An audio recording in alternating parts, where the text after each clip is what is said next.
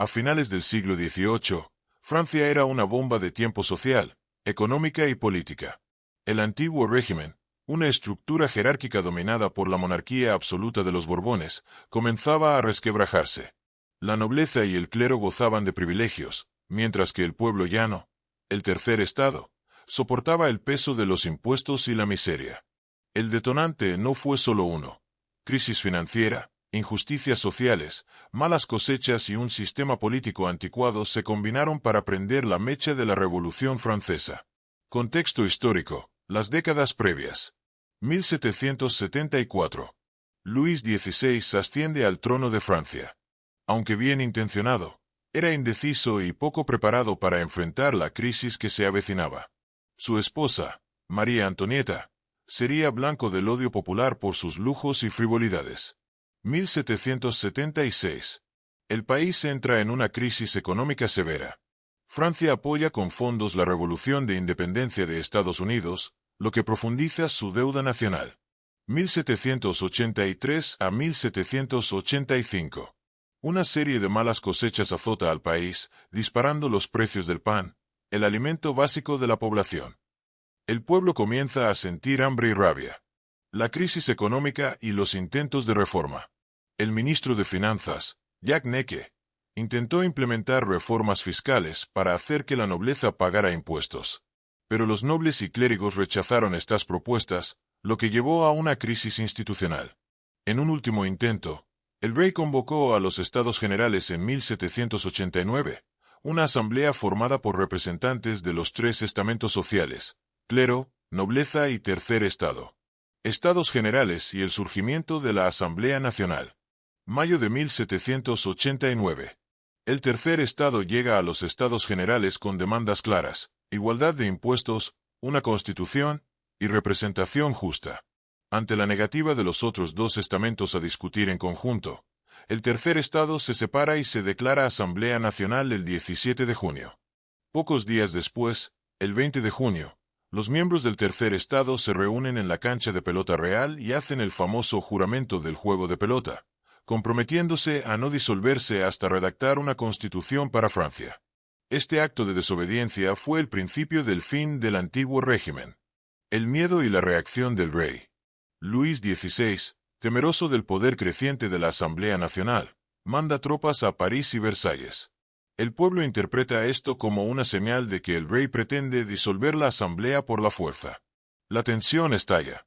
París en llamas, el preludio de la Bastilla.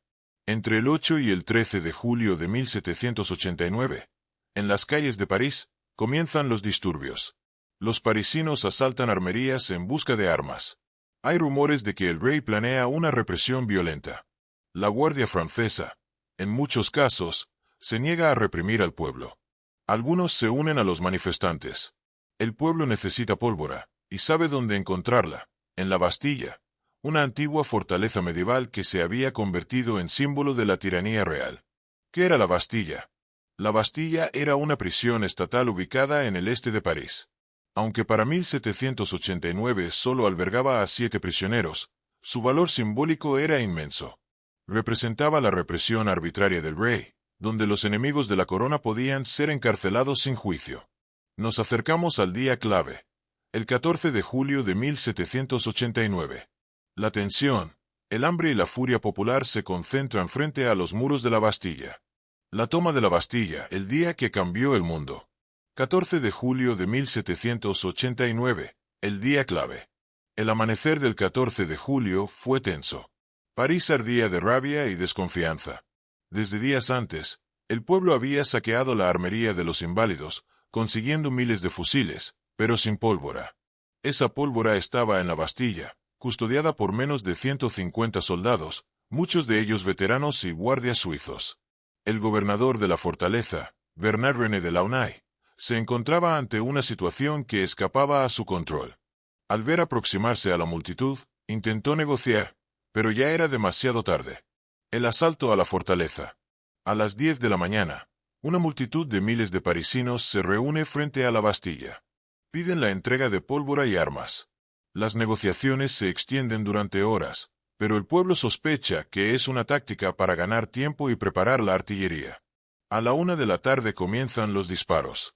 La Guardia Francesa, que se había unido al pueblo, posiciona cañones frente a las puertas. Tras varias horas de lucha intensa y caótica, a las 5 de la tarde, la UNAI se rinde. Abre las puertas y entrega la fortaleza. La Bastilla cae en manos del pueblo. Las consecuencias inmediatas. El gobernador Launay es capturado por la multitud. A pesar de que algunos intentan protegerlo, es linchado y decapitado en la calle. Su cabeza es clavada en una pica y paseada por París como símbolo de victoria popular.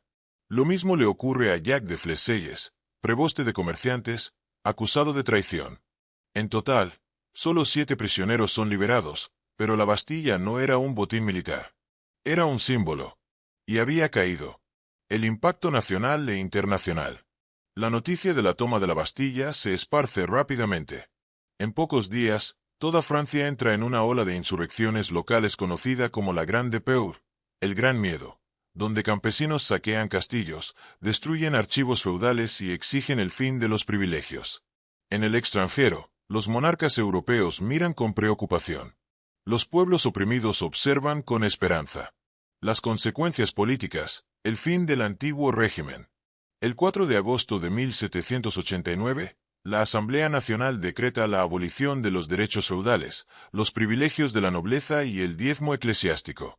Se pone fin al sistema feudal en Francia. El 26 de agosto, se proclama la Declaración de los Derechos del Hombre y del Ciudadano, documento revolucionario que establece que los hombres nacen y permanecen libres e iguales en derechos. Nace una nueva Francia. La monarquía absoluta entra en una fase terminal. Luis XVI, presionado, acepta una monarquía constitucional. Pero el pueblo ya no confía. El proceso revolucionario se intensificará en los próximos años, con momentos aún más dramáticos como el asalto al Palacio de las Tuileries, la ejecución de Luis XVI en 1793, el reinado del terror con Robespierre al mando, y finalmente, la llegada de Napoleón Bonaparte. Todo comenzó con aquel día de julio, cuando el pueblo tomó el control de su destino. Bandera de Francia, el legado del 14 de julio.